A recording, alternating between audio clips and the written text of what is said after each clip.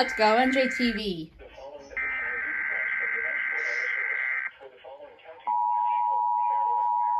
Ow!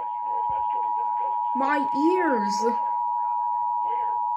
The following is a high wind warning from the National Weather Service for the following counties in Delaware, Kent, and Newcastle, and the following counties in New Jersey, Camden, Cumberland, Eastern Maine.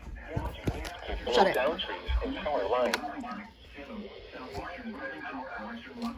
The following counties in Pennsylvania, Berks, Delaware, Eastern Chester, Eastern Montgomery, Lower Bucks, Philadelphia, Bye-bye, Upper scroll. Bucks, Western Chester, and Western Montgomery. What? Northwest winds 25 to 35 miles per hour with gusts up to 60 miles per hour expected. Where? Most of New Jersey, portions of eastern Pennsylvania, Delaware, and portions of eastern Maryland. When? From 2 p.m. Friday to 4 p.m. Saturday. Impacts. Damaging winds will blow down trees and power lines. Widespread power outages are expected.